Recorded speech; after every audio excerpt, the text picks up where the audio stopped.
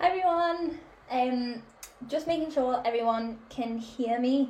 I know most of the time you can, but the other week it was a little bit quiet. So, what is everyone's volume like? Just to make sure everything's fine.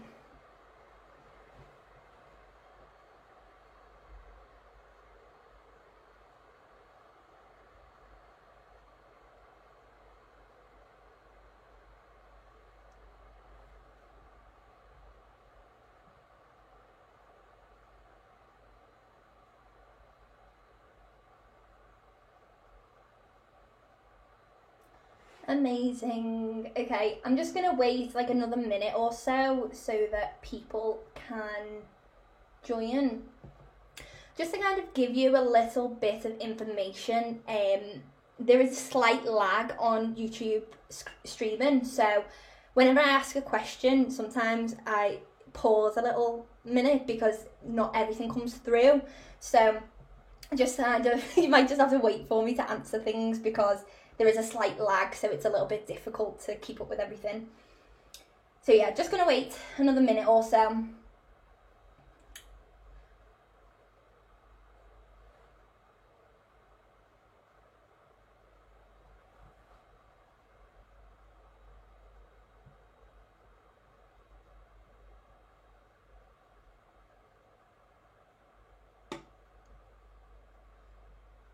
Okay, well, while we're kind of waiting for everyone, we might as well get into the typical introduction to Girls in Marketing. I know a lot of people will have been here before, but I always like to do this little introduction to Girls in Marketing and to me as well.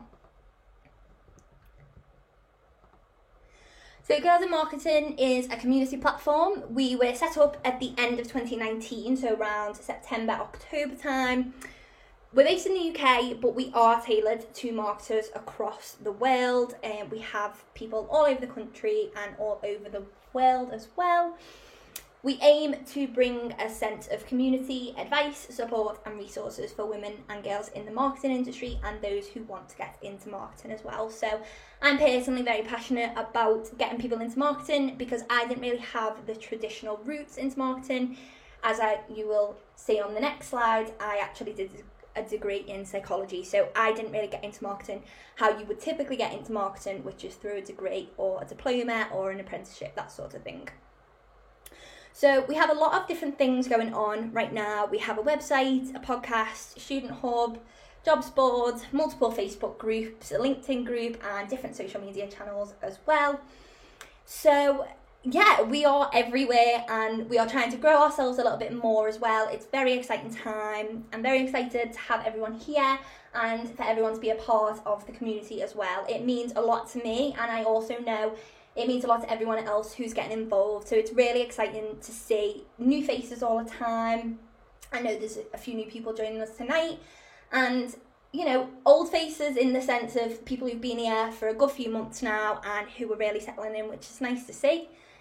And yeah, so we are a new way to learn and grow in your marketing career, and we are tailored to anyone and everyone who loves marketing. So even if you haven't necessarily considered marketing before, but you are considering, going into marketing, maybe that's freelance or full-time, we as a community, as Girls in Marketing, will help you as much as we can to get there and to be successful with that venture.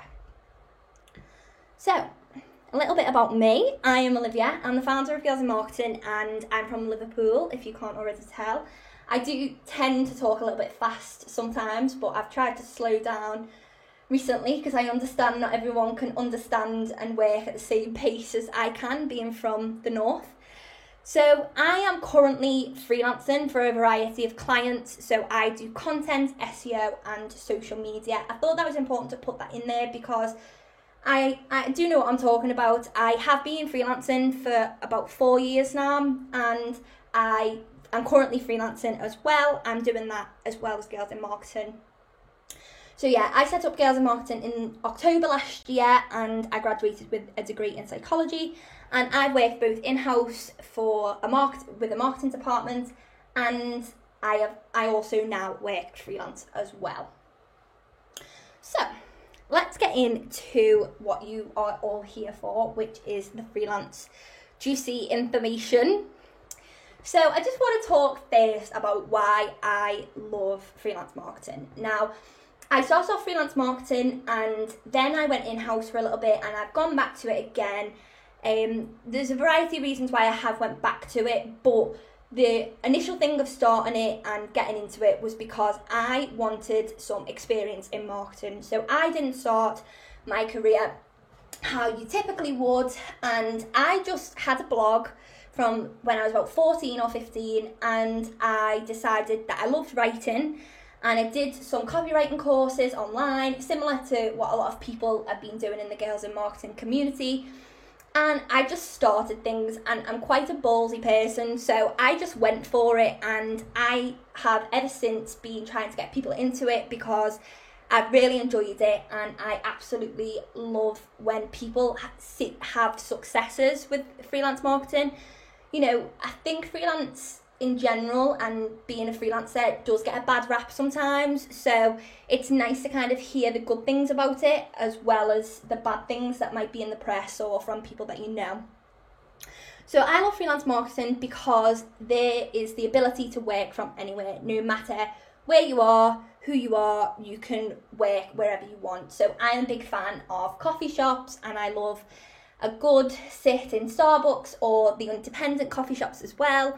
And I like to chill and I like to do work. Obviously, recently that's not really been a thing for me, but when I was in university and I was doing freelance marketing, then I did tend to go to coffee shops a lot and just chill and do work, and it's so relaxing. Well, it was relaxing for me, and you know, there's no kind of got to get up and go to shifts. There's no kind of rush, you know, you have your deadlines, you have your clients, and as long as you stay on top of the work, you can work from anywhere. So you're able to work with a variety of clients from across the world. So sometimes these clients you would have never dreamed of working with before. I know a lot of people I've been speaking to from the Girls in Marketing community live in kind of rural areas, and they don't really have the opportunity to work with big brands and big companies. So freelance marketing really gives you that opportunity because it is remote work. So you can work with clients that might be in America one day, and then the next day they could be just in the city across from you. So it's truly an open field, and that is really good because it gives you the ability to just work with anyone that you want. So it's ideal for those who are doing other things. So if you're studying or you're working full time, or you're trying to break into a new industry as well. So I started freelance marketing when I was actually at university, and I was studying at the time, and originally I actually had another job, a part-time job, which was in McDonald's as well.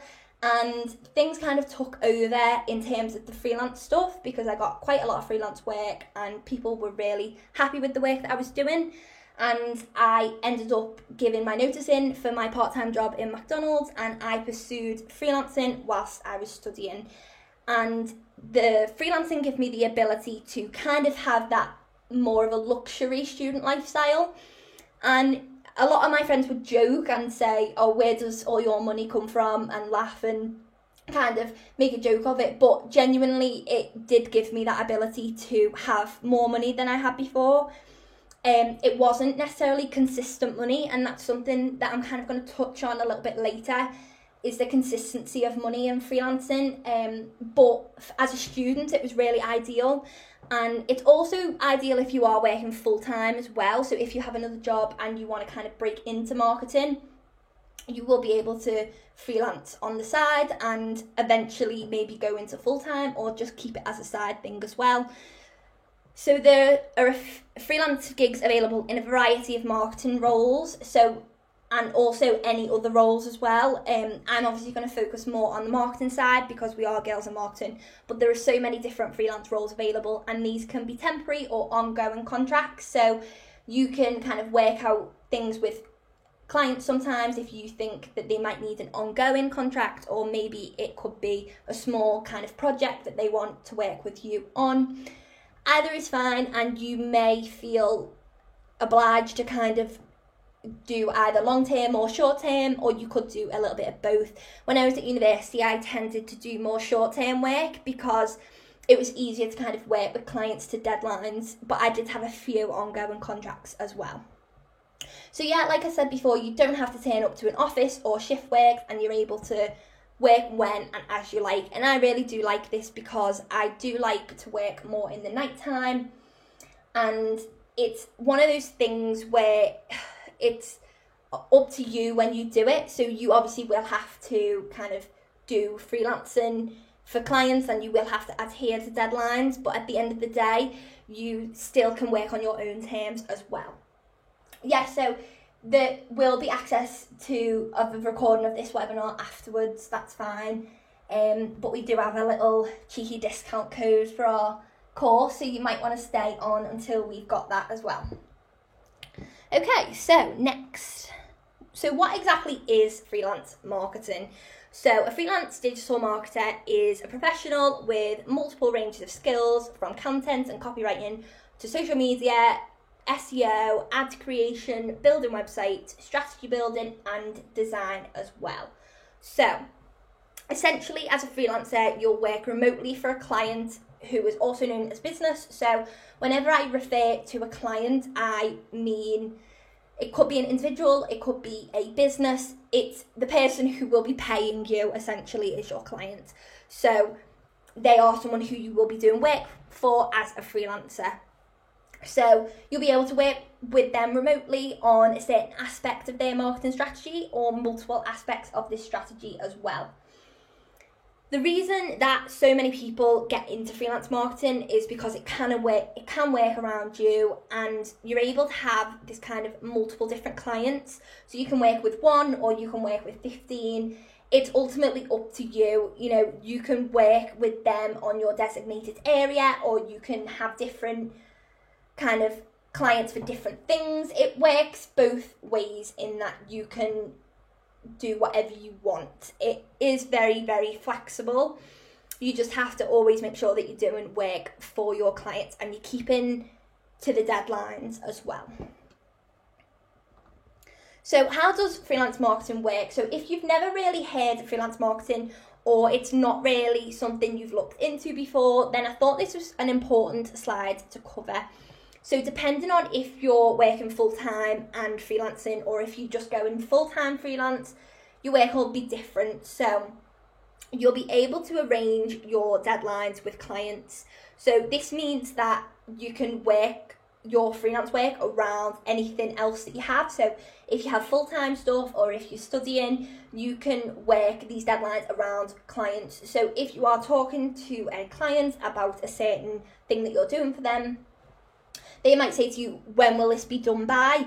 You will be able to give them a realistic deadline. And I would always, a top tip from me is always to kind of overestimate timings rather than underestimate, because it's important for clients to respect you and the work that you're doing. So if they speak to you on a Thursday and ask you when you can get a certain deadline done, and you say Monday, but it comes to Monday and you don't send the work, it will seem to that client that you are not reliable. So even if you have to say, you know, it might take me a week to get these things to you, or to do this thing for you, then it's ultimately just one of those aspects. And clients will understand that, you know, you won't be able to just jump and do work when they say. There will be clients who will expect this, and I think that's something that you will learn throughout a kind of career in freelance marketing, is that you will sometimes work with clients who want things done right now, and you'll also work with clients that aren't too bothered, whether you do it today, tomorrow, in a few weeks, or in a few months. So you're able to work from anywhere, as I said before, whether that's your bed or a coffee shop. So it's really flexible in that way, and that's why it's really ideal for people who don't necessarily like to go to an office or go to a job every day. So you can work on as much or as little as you see fit, which is why I love it, because I obviously started when I was at university, and in my second year of university, I took on so much work because my course wasn't too full on in second year. At least it wasn't really for me too full on. I was only going to uni 2.5 days a week, and even then it wasn't full days. So I still had 2.5 days of the working week left. So to me, I could take on so much work, which is why the kind of joke came about with my friends and talking to them and them saying I've got loads of money, but that was because I had quite a few clients to work with at the time. But then as third year rolled around for me, I had to cut down my clients a lot because third year was really, really difficult and it was a lot harder than second year. That's how I found it anyway. But the good thing with freelance marketing and not kind of relying on shift work or office work is that you can just talk to a client and say, listen, I don't really have the time for this anymore, but it's been great working with you. And, if I can help you out in the future, I'd really love to do that. And, some clients, they will be annoyed and they won't really be impressed with you saying this. But at the end of the day, if you're honest and transparent with them, then there's not much they can say to really be nasty to you. It's one of those things that sometimes, freelance work doesn't work out, or sometimes it's just too much and it's too much to take on for you as well. So one of the things that you may have to do if you are freelance marketing is you may have to fiddle about with your finances a little bit. So if you're freelancing as well as working full time, this, depending on your income, it could mean that you have to do self-assessments at the end of the year. This kind of financy talk I speak about in one of the modules in the freelance marketing course that I'm going to talk a little bit later. I kind of give a little bit more of a breakdown about how things work and how you can make sure that you stay on top of your finances as a freelancer, because I think a lot of the time people get really hyped up and they're really excited to start freelancing, but they don't actually look into the deep depths, which is HMRC and which is the finances. I know I was definitely at this point when I was in uni. I think I was a little bit skeptical about going into freelance work because I looked up all the finance stuff and I was just really, really confused. And in the course that I've written, the freelance marketing course, it really breaks down the finances and how to get your finances in order as well. So this is just something that you have to consider. So what area can you focus on for your freelance marketing? So I would always suggest to not be this jack of all trades. So try to upskill and perfect one or two areas to make them your strongest points. Now, I did this and I focused on content and SEO. They were the two main things that I focused on as a freelancer in university.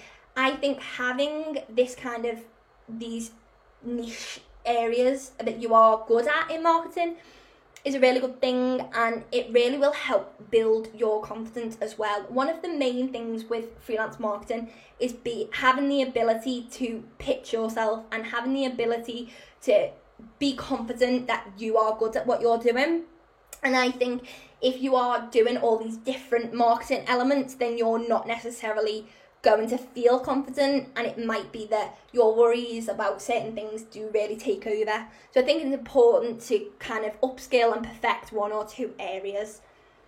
So there's a variety of different niches that you could focus on while freelancing, and there's plenty of room for everyone. Now, you might be sitting there thinking, oh my gosh, like there's so many people doing freelancing, I'm never going to fit in. But trust me when I say there is enough room for everyone, and there are plenty of businesses out there that are looking for freelancers, that are looking for people to work remote for them. And it's kind of one of these things where you think to yourself, I don't know if I will be good enough. And I know a lot of people have said that. But if you find clients and they are happy with your work, then I would not doubt your abilities at all. I wouldn't doubt your abilities in general, but I think it's important to kind of put a little bit of focus on doing well and finding those results as well with clients. So yeah, I would say focus on an industry, allow yourself to become specialised within that industry. This doesn't necessarily mean that when you then go on to a full-time job, you have to be specialised in this area. I would say, you can focus on other areas as well, but it is a really good skill to have if you're really, really good at one or two things. So yeah, niches to start off, I would say, is content, social media, email, and affiliate marketing. So kind of paid social media isn't really that easy. I would say more organic social media, and content and copywriting is more of an easier want to get into. Now, when I say easier, I don't necessarily mean less hard work. I mean, you will still have to know what you're doing, and you will still need to be aware of how to do certain things, but it is an easier area to find clients in. So there won't be as many clients looking for SEO roles or PPC roles as there necessarily would be with copywriting or content marketing or social media. And email marketing is a big one because people often neglect their email marketing, but email marketing is really good for conversions. So if you are pitching yourself to a client and they want more sales, I would always pitch email marketing. Building up an email list and sending out emails is one of the easiest ways to get sales and to get conversions on a website. So I would definitely say, if you are kind of starting out, to focus on kind of one of these niche. But if you do have more experience and, you know, you've done a full-time role and you want to go full-time freelance, you know, SEO, PPC, the kind of Google ads, paid social, they all work as well, and there's plenty of room for everyone to do these things. I'm talking from this perspective of someone who's maybe just starting out and not really sure what to do with themselves in terms of their focus. So how can you get into freelancing? So this is kind of what you'll be here for. This is the main sort of slide in the whole webinar. And I'm just going to speak through some of the ways that you can get into freelancing. So one of the ways I actually did get into freelancing and I felt was the easiest way was freelancing platforms. So the likes of Upwork, Freelancer, Fiverr. These are really good to kind of get yourself out there and to get some clients and to build up a portfolio. I know a lot of people have had the big issue of, I haven't had clients before, I'm not confident pitching to clients, I don't really have the marketing experience.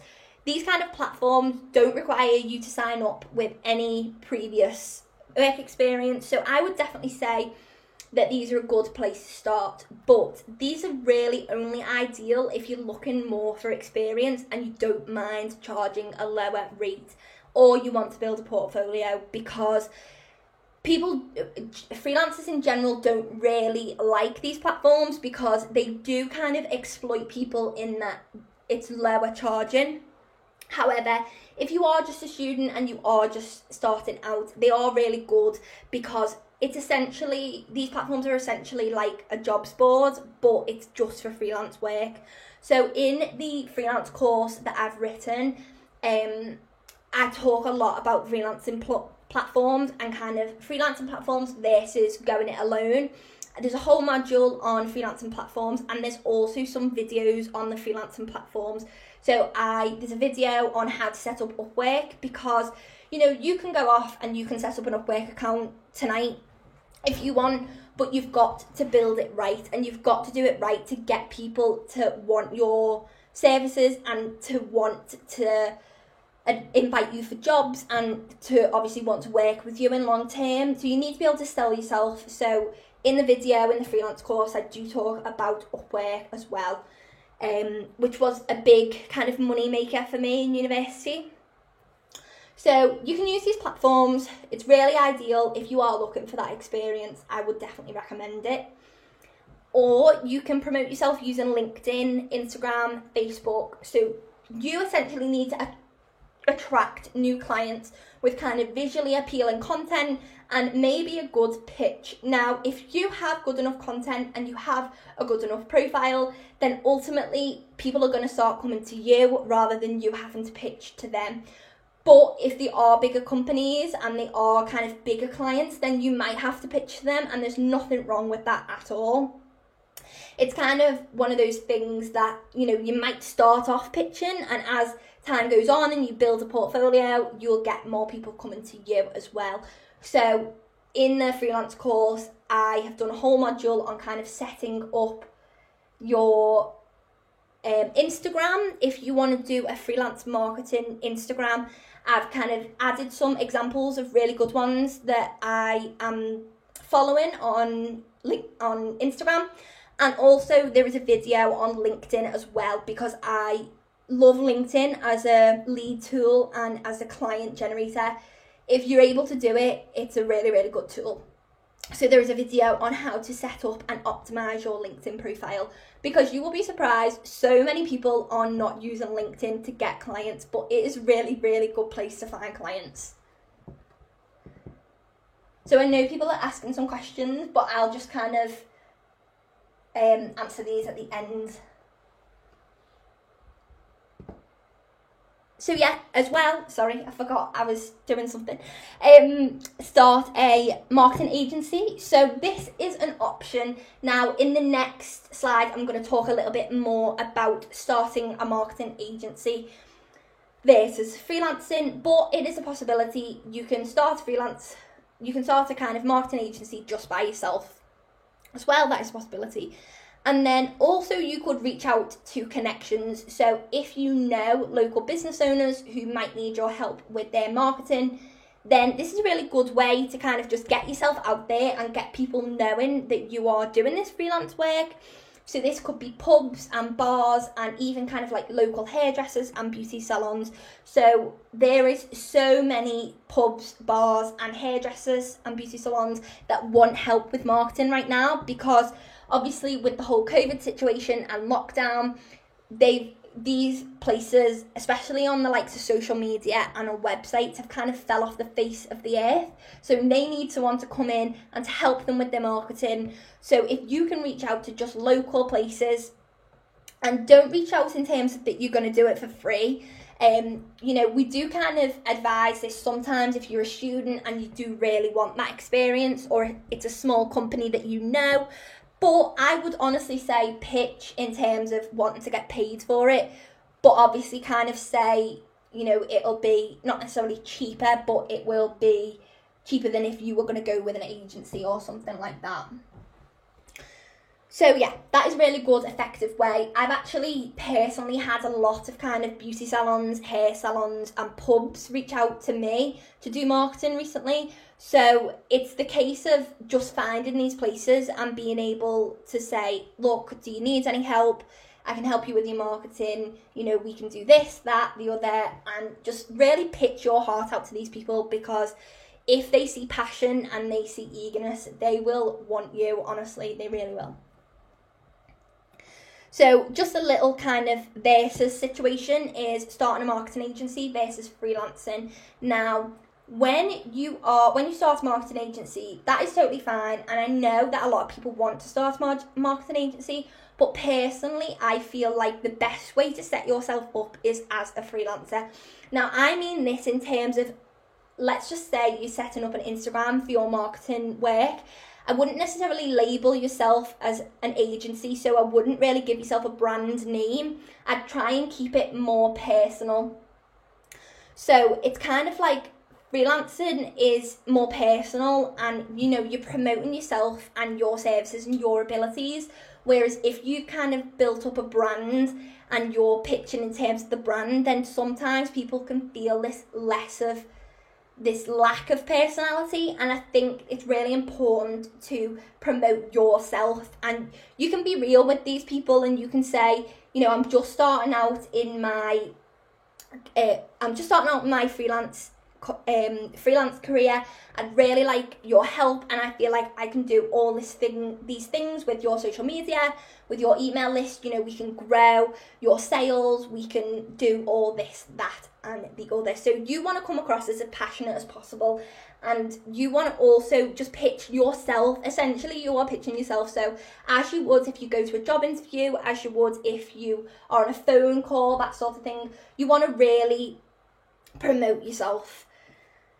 And also, marketing agencies do tend to get a bad name because they don't specialise in a certain element of marketing. So as I spoke about before, I would suggest kind of specialising in an area, or at least specialising in an industry. So if you are kind of doing content and SEO for beauty brands, this makes you seem so specialised, which then will get more clients coming to you, because the more specialised you sound, the better it is, if that makes sense. So it's kind of just about finding yourself and also being able to pitch yourself to people as well. So freelancers don't charge the same amount as agencies do. So agencies can charge upwards of £150 an hour. So if you are kind of going to a client on your marketing account and it's labelled as kind of like a marketing agency, it can be really confusing to them because they think that you are an agency and they will just automatically assume that you charge ridiculous prices, even if you might necessarily be charging one of the lowest prices around. It's just kind of about showing more of a personality to your brand and to your freelancing as well. So just keep in mind as well that starting an agency and freelancing, it won't always guarantee you money. So I am very uplifting when it comes to freelancing, and I am trying to empower and inspire people to get into freelance marketing. However, one of the hardest parts about freelancing for me was that sometimes the work wasn't always there. Sometimes you would pitch to people and they don't want to hear it, or they're not bothered, and this is kind of soul destroying in a way. But you get used to it and you harden up and you realise that not everyone is going to want your services. You've just got to put together a really good pitch and just seem passionate as well. So my kind of top tips for freelancing would be to always talk openly about money and budget with your client. It's always just best to be on the same page. Now, you might be talking to a client and they will have a certain budget in mind to pay you, and then you haven't spoken about budget, so they think that you are willing to do it for £10, for 20 hours. And you ultimately don't want that. So it's always just best to kind of be on the same page when it comes to money. And people will respect that as well. All clients that I've ever worked with, I've always been honest and open about money. Be flexible with your kind of rates, if that makes sense. So if you go to a client and they say, how much do you charge per hour? And you say £10, £20, £30, £40, if they're saying, oh, well, our budget is this amount, then I would say be flexible, especially if you're trying to build a portfolio, because at the end of the day, they will have this budget in mind. And if you want to bag that client, then you're going to have to kind of come down and be a bit more flexible with pricings. So definitely sell yourself. If you're going to pitch to potential clients, then you've got to ensure you're reflecting this passion and willingness to learn to the client, and you're doing everything that you can to kind of really, really pitch to them. So then the third thing is focus on a niche or two. So obviously, as I said before, make sure you always got that focus, whether you are focusing on a type of marketing or maybe you might be focusing on a certain industry, whatever kind of works for you. Now, if you are kind of a student, I would say you could potentially, let's just say as an example, you are a fashion student and you want to get some experience in fashion marketing, then I would honestly say try and focus on fashion brands, or so whether that's small fashion brands or maybe beauty or health, just kind of keep it in that little niche area and that industry, because when you then go later on in life and you try and get a job or you try and work with other clients, you will have experience in that industry. And you will be able to build that up even more, and you will be able to ultimately sell yourself as well. So the other thing is network. So freelancing can get lonely, and that is the reality of things. If you don't network and you don't connect with others in the industry, then it can get lonely. And as a freelancer myself, I know that when I was in university, I went from kind of working in this upbeat customer service environment, which was McDonald's, to working on my own a lot. And as much as I loved going to coffee shops and I loved doing other things, sometimes there wasn't always someone with me, and days would be a little bit more lonely. So I would just say make sure you connect and you network with other kind of freelancers or other people that are pursuing similar things to you. And obviously Girls in Marketing is a really good way to do this. So definitely kind of connect with people in the Girls in Marketing community, because a lot of us are in the same boat and a lot of people will be able to support you and might even necessarily be able to meet up with you and kind of get your creative juices flowing a little bit. You could work on some collaborative projects, just network, because you will honestly feel a lot better about things and about your kind of career in freelancing as well. And then the last thing is a little bit cringy, but just have faith in yourself that you can deliver results for any client that you work with, and just keep pushing on. Now, as kind of a species, we are, we are kind of inclined to be really, it's kind of this thing of ourselves. We kind of really,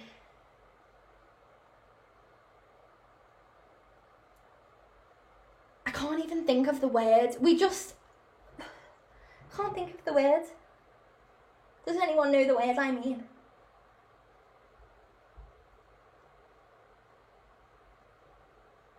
I can't think of the word that I mean. Anyway, just believe in yourself, because we often think that as a species we aren't as capable as we actually are. That wasn't necessarily the word that I was going for, but I can't remember what I was going to say, and the word just completely went out of my head, so that's great. Just, have faith in yourself, deliver amazing results, and you will work with any client, and you will keep pushing on and be amazing. Yeah, self-doubt, that's right, okay. We doubt ourselves a lot. I don't know why I couldn't think of self-doubt in my head at the time. So we doubt ourselves a lot. So just keep pushing on and having faith in yourself as well, because this will really show over to clients if you're working with them and if you're doing work for them as well. And you know what? It's crazy, because when you speak to clients, you will have a much bigger kind of expectation than they ever will. It's kind of this idea that we think we've got to deliver these absolutely amazing results, and sometimes marketing strategies are not going to go how you plan them to, and you've just got to talk to a client about it and say, things haven't gone how we planned them to, but this is how we can improve, that sort of thing. Don't expect things to always go amazing. It's, at the end of the day, it is what it is, and if things don't go right, you've just got to be honest, and you've just got to be transparent as well. So before we start the Q&As, as I'm sure you've got a lot of questions, I've seen a lot of questions coming through, and we have also got a lot of questions on Instagram. We're just going to plug the course, okay? So the course is Your Journey to Successful Freelance Marketing. So if you like what you've heard today and you want to start freelancing, but you're not really sure where to start, then I would honestly say purchase this freelance marketing course. And obviously I'm a little bit biased, but it's a self-paced course. It has tips and tricks and videos and worksheets, and it also has a freelance marketing contract as well, which you can kind of send over, you can copy and personalize to you and send over to a client, so that you've kind of got a contract in writing. I would suggest this because it is kind of hard sometimes when you're working with clients to kind of see what you both expect. So a contract can really solidify this. So you can get it right now with the code webinar50 for 50% off. So this will mean that you'll get the course for £15 instead of $29.99. So I'm just going to insert the link here. So if you just go to this link that I've just put in the comments now, and you can put webinar50. So if I just go next, I'll show you how to apply the discount. So the discount, you just click have a coupon, webinar50, and then apply, and then you get 50% off. So this code is only valid for 24 hours until 7:30 tomorrow night. So if you want to get it for the £15, then definitely purchase it now. So the course is self-paced, If you have any questions about the course, just post them in the comments now. We will move on to the Q&As. I just wanted to quickly talk about the course. I know a lot of people weren't sure whether to do the course, and we've had a lot of people doing the course now, so we've kind of got a little bit more background, and people have really enjoyed it. So I've actually got a few kind of testimonials. So we're not just promoting this course for no reason. People really, really like this course. Eloise actually said that she's a second-year university student studying fashion brand marketing, never really considered freelancing as an option for me. Started my Instagram account only at the start of June, and now nearly 500 followers, and I'm having daily inquiries and bookings for my services. I'd never had the confidence to do it without the course, and she can't believe it, which is amazing. So questions, how long would it take to complete? So I'm not quite sure. Some people have done it really quickly, and then other people not so much. So it's kind of, it depends how long you want to take. The videos are about 20 minutes long each, or maybe half an hour, I think, about half an hour each. And then there is 6 modules, and there is an introduction and a kind of end as well. So at the end, you will get a certificate as well, which is really cool.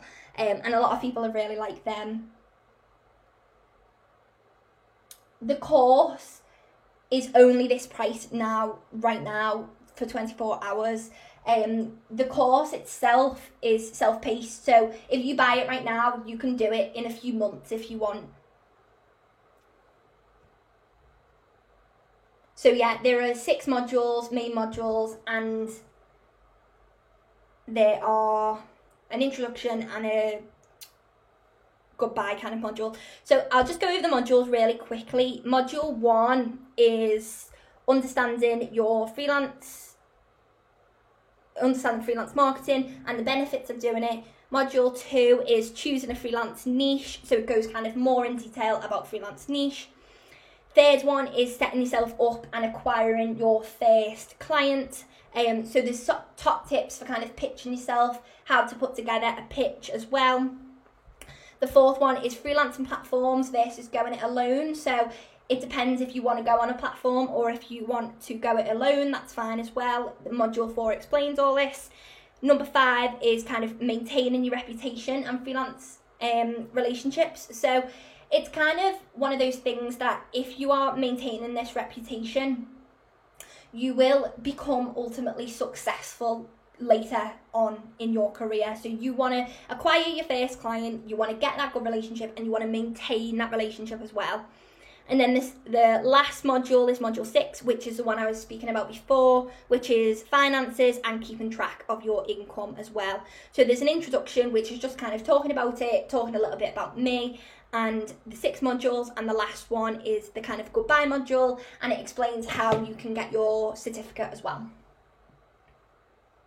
So could the course certificate be put on a CV, or is it more informative? You can put it on a CV. A few people who've done it have put it on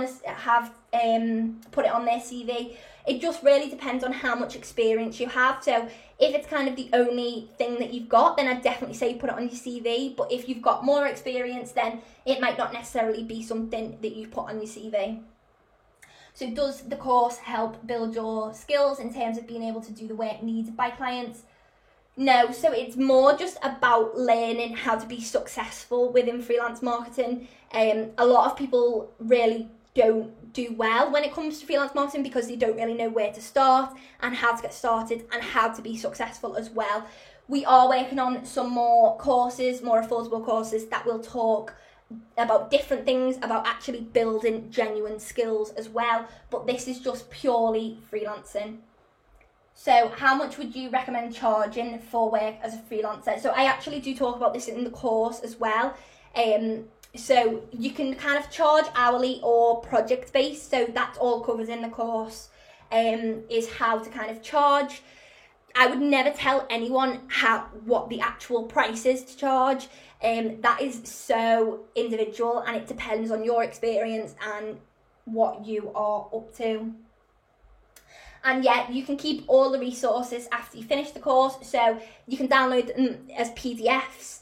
I'm not sure about the videos, if you can save them on the platform, but I would be more than happy to send out the videos if you really want them, and you can just email us. The email is in the course as well if you want.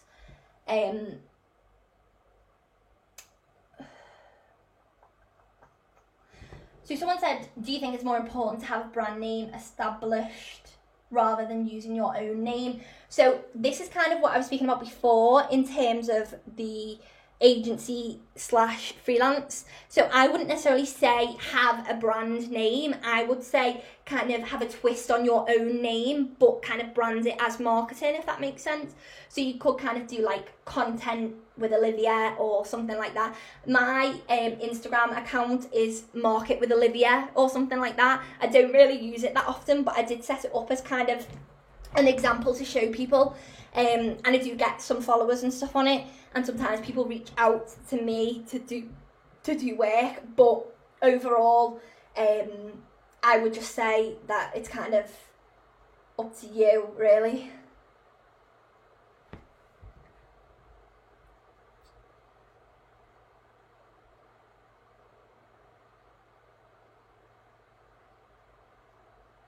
So the course is hosted online. So when you go on and you click the modules, some of them are just like a written PDF.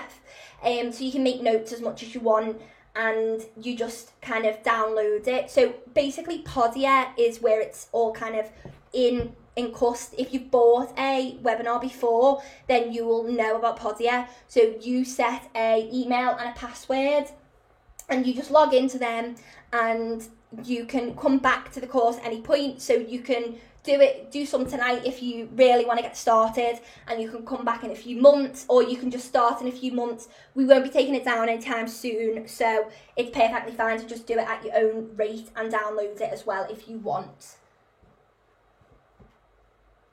So yeah, I would suggest setting up a contract with clients, and there is a client contract in the freelance marketing course. It kind of goes over everything, talks about the different things. It's quite legal based, so just have a little read over it, and you can put your signature, and you can do a DocuSign or a e-sign to the client and just get them to sign it. If you're doing kind of a short-term project, then maybe a contract isn't necessary. But if you're kind of doing ongoing work for someone that might take a little bit longer, I would definitely say put a contract in place. So let's get on to the actual Q&As now. So we talked about the course and all stuff like that. Let's just get into the actual Q&As. So I know a lot of people have Q&As, so many. I'm going to try and answer as many as possible. Just scrolling up. So where and how can you find freelance clients? So like I said before, it's super easy to find people. It just depends on what you're doing. So like I said, if you're doing a freelance platform, then it might be that clients come to you or you go to them. Super easy. Or it could be that you have to find clients on Instagram. So like I said, just reach out to local businesses, kind of go on people you know who they're following. So it might be like local businesses. You might get kind of like local hairdressers and local makeup artists. If you are doing this like kind of local stance, if that makes sense, I would definitely say to kind of keep your prices a little bit lower, because people won't necessarily have the biggest price right now. So which industry do you prefer to freelance in? So I actually freelance personally in a range of different industries. So I've done e-commerce, I've done kind of like tools and stuff like that. I've done so many different freelance work. I'm lucky now that I kind of get to choose my freelance work, but it might be that if you're just starting out, you'll work with anyone and everyone. So it's up to you what you want to do ultimately and who you want to work with. And you might find that some freelance work is more enjoyable, but if you are just kind of doing it for money and for experience, I'd say put yourself out there with anyone, because it really will be worth it in the end.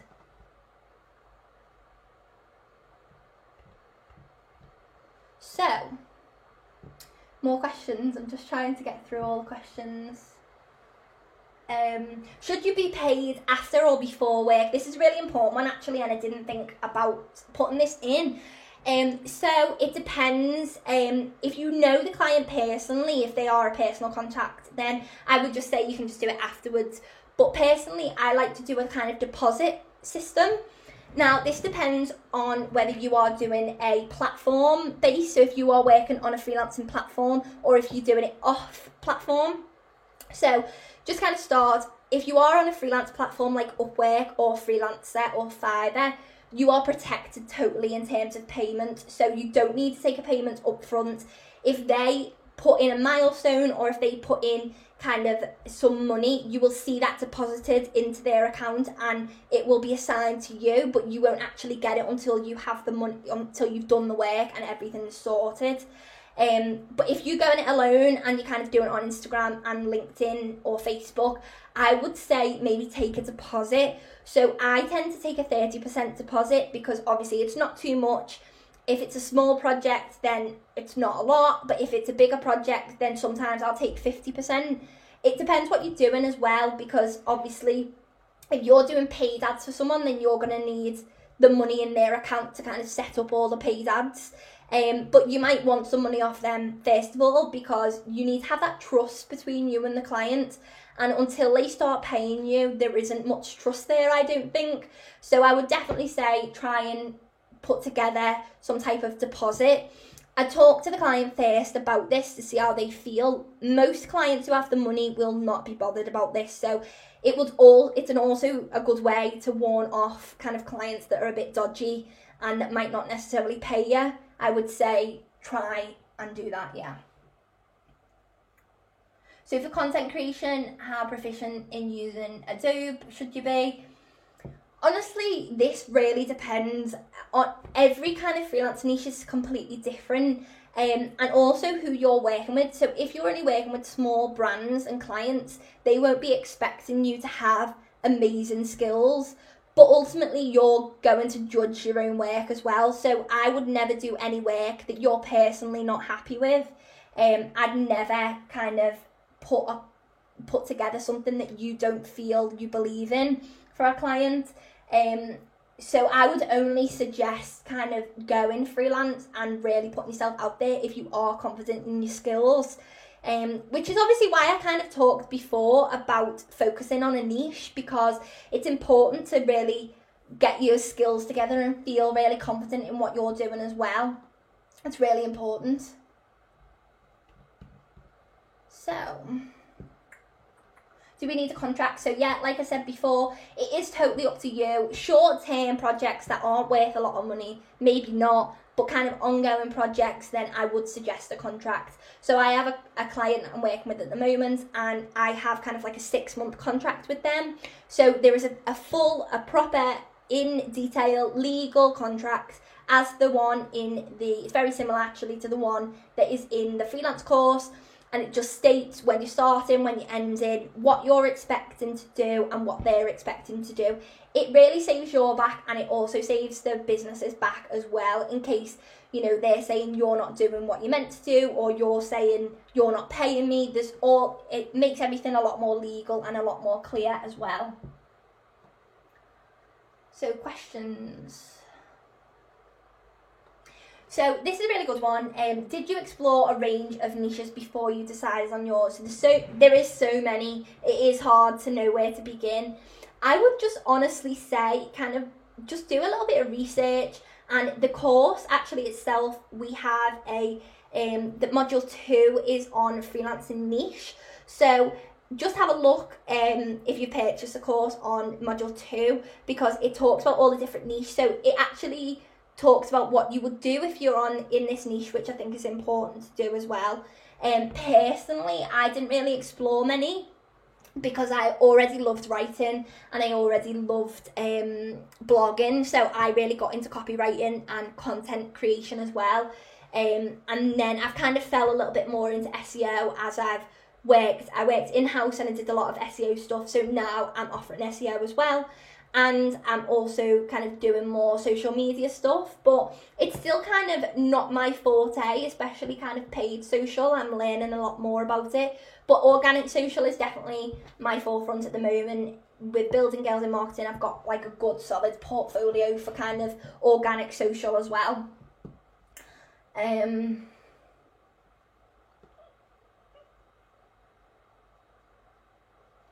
I purchase a course and do it next year? So no, there's no time frame on it. only thing is, it's only if we deleted the course from Podia, but that's not going to happen anytime soon.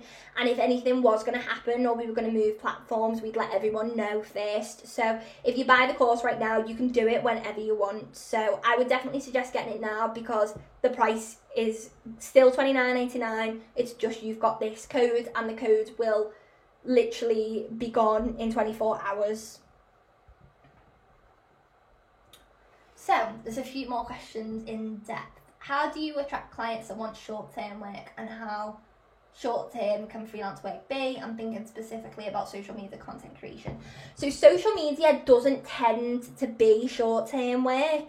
I would say more short-term work would be kind of copywriting style stuff. Obviously SEO, PPC, social media and email even, they're not really short-term work. I've worked with clients in the past when I was writing copy for them, and the task would literally just be to write their whole website and write the copy for their website. So if that only takes me a week, then that client has only been a short-term client and it's only been a week. So that is obviously dependent on kind of what you're doing. So when you're pitching to people, or when people are coming to you, it depends what they're asking for. I wouldn't really say social media or SEO or PPC is short-term work.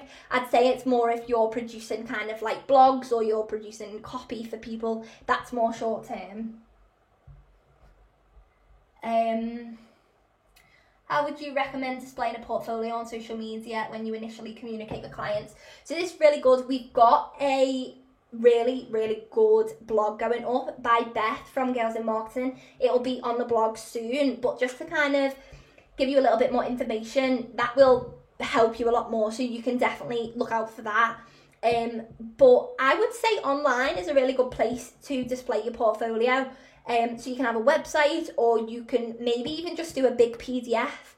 One of the best things really about the freelancing platforms is that you can add all your portfolio items into the platform, which is a really good way to kind of make clients see your previous work.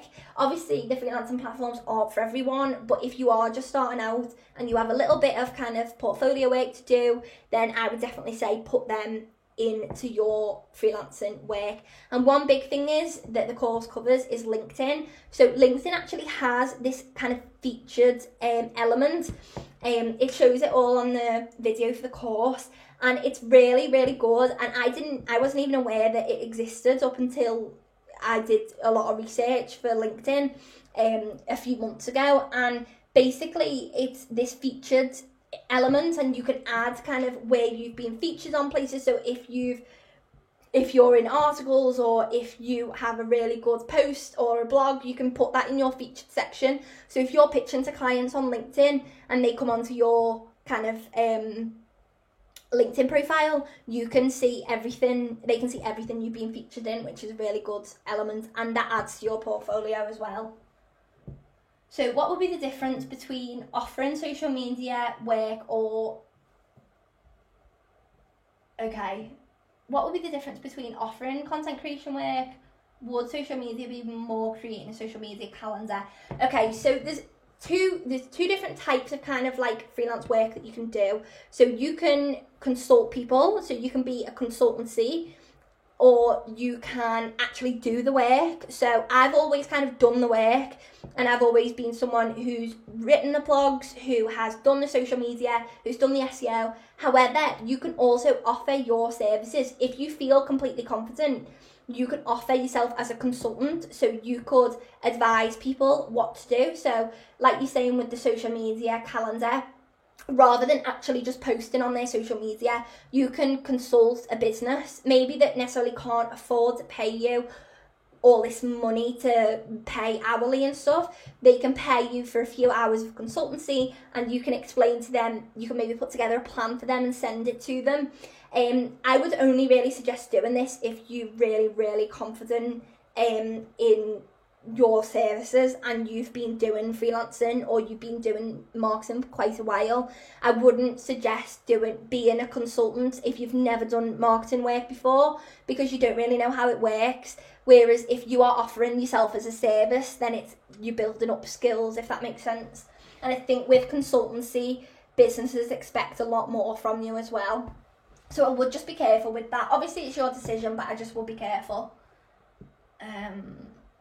I love Canva to create marketing materials, but do you reckon I do more? Yeah, so this is something actually I was going to put into this webinar, but I just must have forgotten.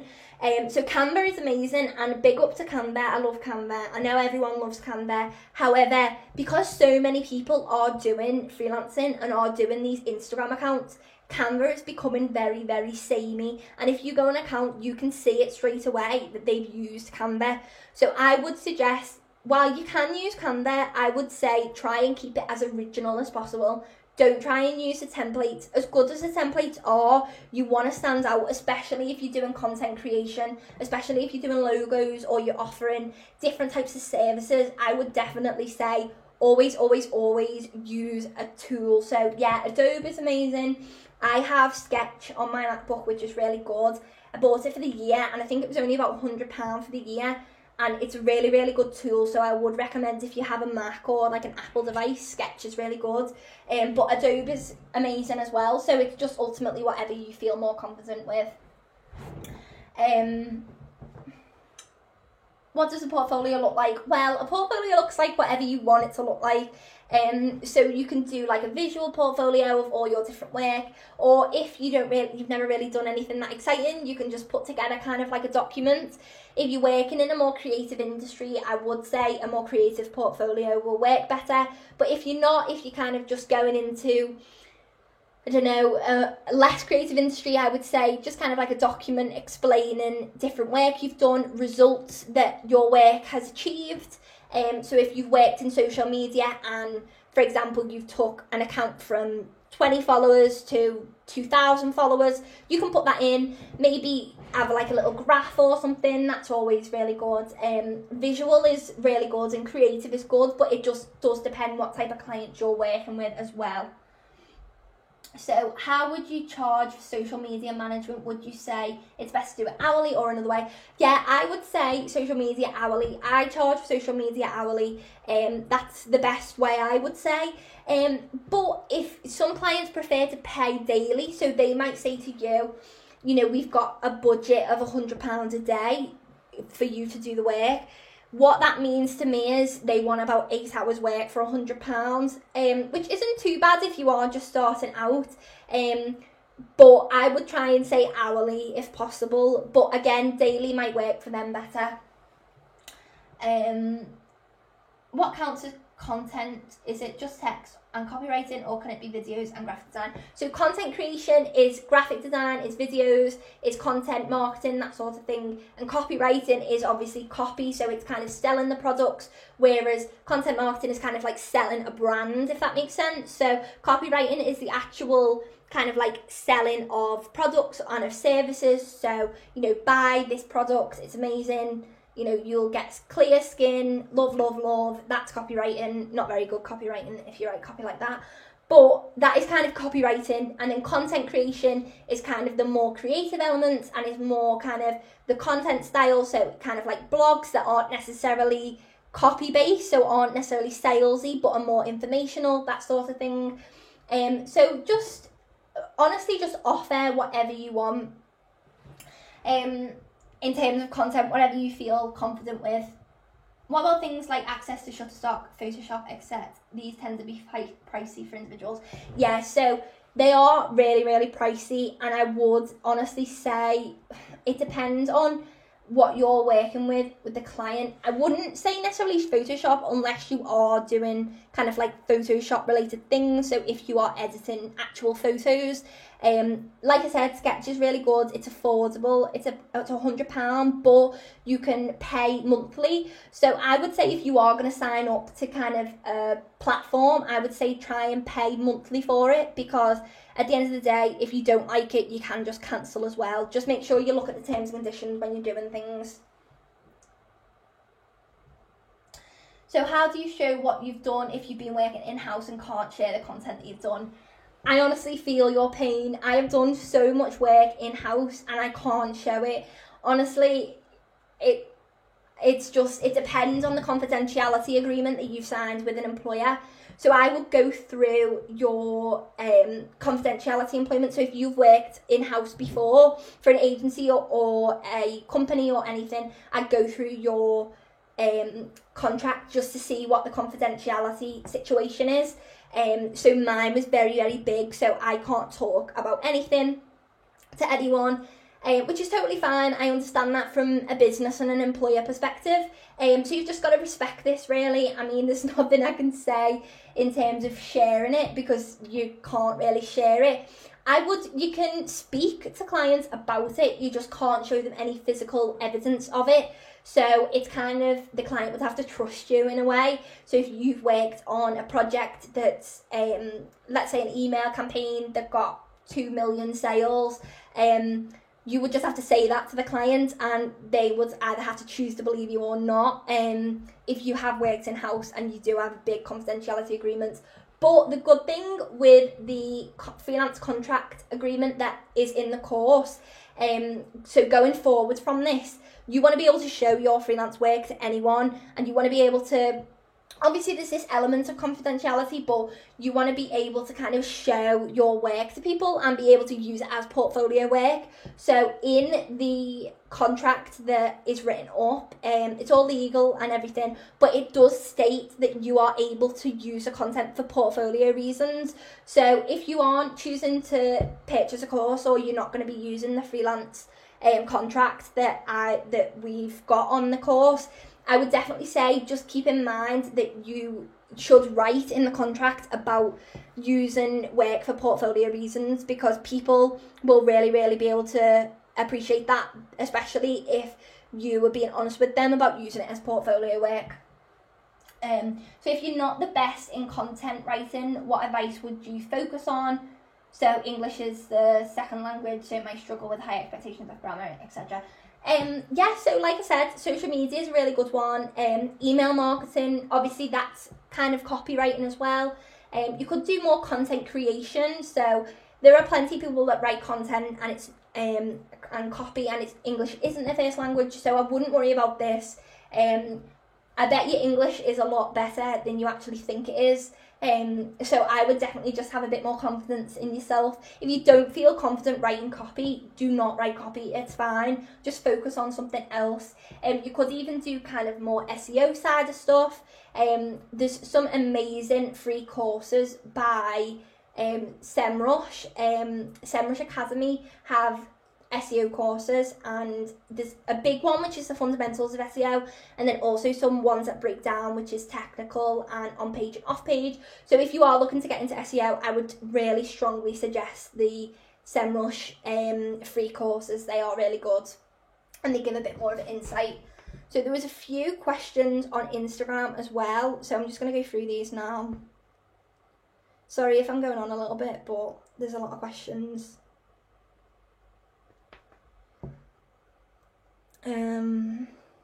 Also, while you're all here, please subscribe to our YouTube channel, because there's 100 people here right now, so if I don't get 100 subscribers on our YouTube channel, I will kick off. No, I'm only joking, but seriously though, it's free, so please subscribe, because we've actually got a lot of YouTube content coming soon, which is going to be amazing, and you're all going to love it so much. See how good I am at sales? I'm amazing. Okay, so I think I've gone through most.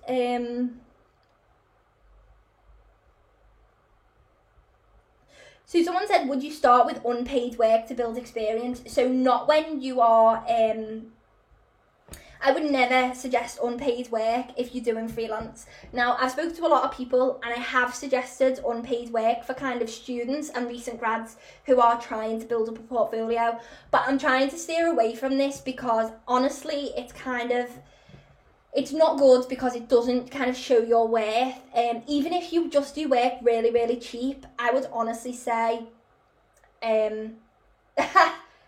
Subscribing to the YouTube channel is free for a limited time only. Yes, that is true. For a limited time. So if you subscribe now, it's only free for no, I'm joking. That's funny. So I can't remember what I was saying now. I have a degree, but it's not in marketing. I've been struggling to get jobs in marketing with no experience. Is freelancing the only way I can get into marketing? Now, it's really not. It is the way I got into freelancing, and I loved it, but it might not be for you. I honestly, there are so many different ways. You can do an apprenticeship. You could do an internship. I think there's only certain ways you can kind of get into marketing, especially if you haven't done a degree in it. So it's just one of these things really. In terms of no experience, I would just suggest kind of building up experience as much as possible.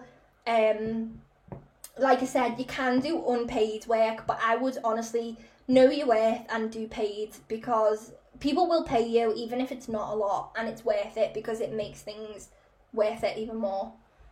So are we planning to do any meetups? So this is a bit more informal. Yes, definitely. We're having networking. Yeah, we will definitely be doing networking events. Comment if you want to come to any networking events, because we are definitely going to do some. We had one planned actually for before coronavirus all happened, but that didn't happen. So we're going to be doing some more soon, ASAP. Would you be willing to take some guest blogs from people for the Girls of Marketing blog? I'm an in-house copywriter and feel like I'd add some value to your blog.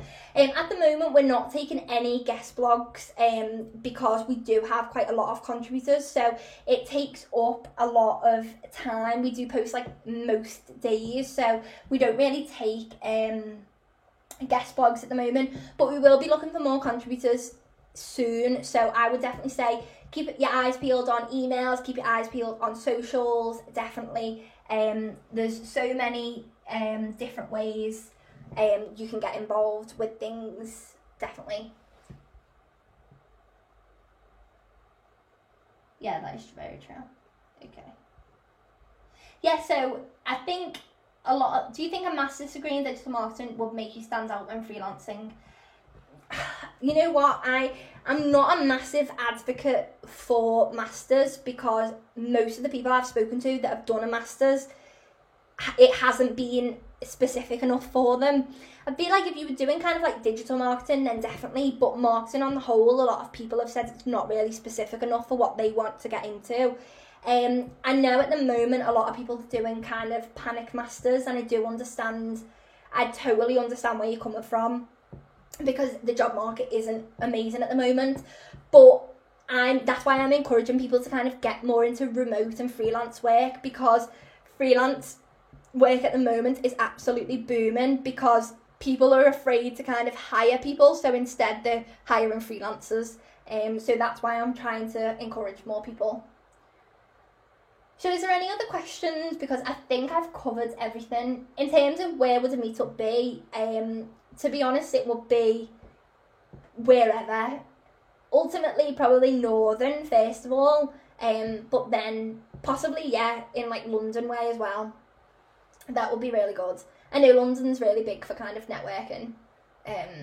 So yeah, if there's any more questions just before we finish, because I am aware we've been on for like an hour and 15 minutes now. But I've really enjoyed kind of speaking about freelance marketing to everyone. And I really hope that you all enjoy the course, because I hope you've bought it, because it will help you so much. Birmingham, I actually went to university in Birmingham, and I don't mind it as a city.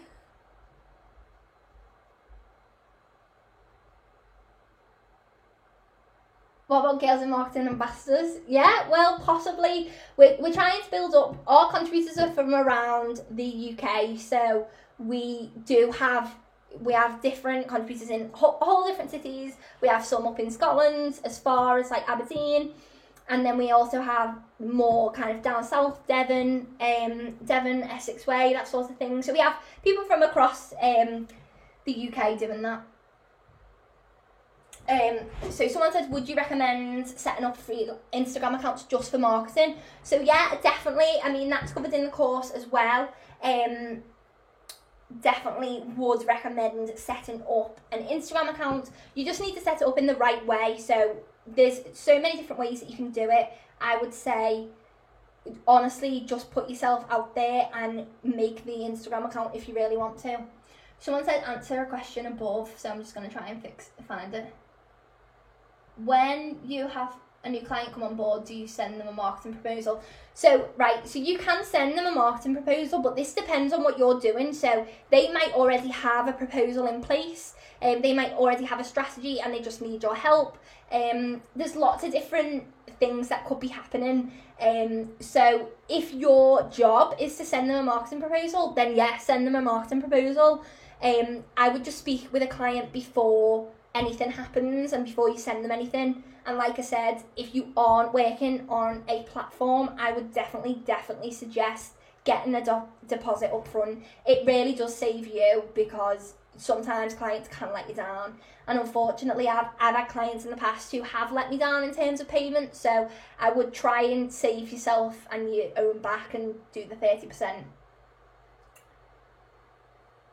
When you have a new client come on board, do you send them a marketing proposal? Yeah, so like I said, it depends what your task is. So it might be quite specific, or it might be quite general. So if it is general, I would say send them a marketing proposal. Yeah, definitely.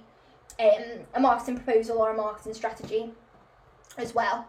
So yeah, I think we are pretty much done. I don't think anyone else is asking any questions. So I think we are going to have to end it. Now, I am thinking about in the coming weeks, possibly maybe next month, so August time, about doing a masterclass in freelance pitching, so to clients and stuff, because I've landed quite a lot of clients.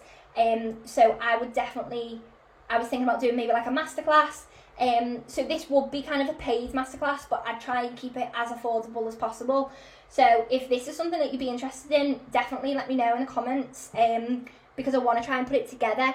But in terms of a masterclass, I'd want it to be on Zoom, so it would be quite exclusive, but I'd be willing to do a few. I'd definitely be willing to do a few different masterclasses with people if this is something that you want.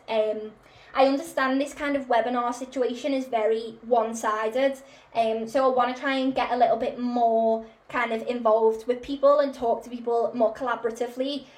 So we do have a Zoom subscription now for up to 100 people, so I'm definitely thinking about putting on a masterclass to kind of help you all put things together, maybe do a few different people so we can kind of collaborate on things. Yeah, okay, amazing. So people are up for that. Okay, that's good. So, yeah, someone said, will you share real examples of marketing proposals?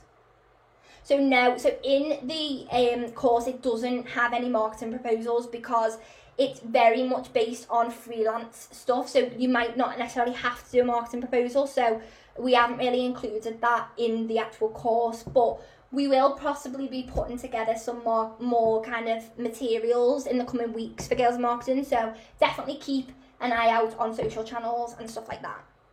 So just before we go, obviously I know we've been quite long today, but I've had quite a lot of fun chatting with everyone.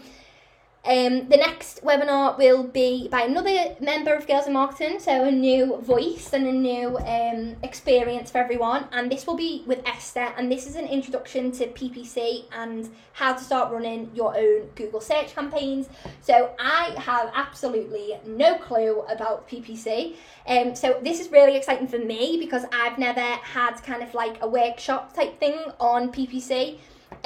So definitely that is also, I will put a link in the comments now to purchase this. This is just £2.50. This is by Esther.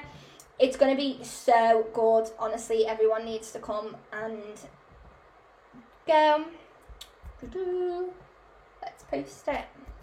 So this is the introduction to PPC. If you want to come, please come. It's going to be really good. Esther's really excited for it. She's not done a webinar before, so she's excited to kind of get involved and get everyone doing everything. Amazing. Well, that is kind of it for today. I hope that you have enjoyed the webinar. And you've learned a little bit about freelance marketing, and I hope that if you purchase the course, you enjoy it. Remember, it's available for 24 hours only. Feel like a salesperson. But yeah, it's only available for 24 hours with this code. So if you are 1 minute past 7:30 tomorrow, you will not get the code. I'm just joking, but you genuinely won't get the code. So make sure you purchase tonight or tomorrow morning.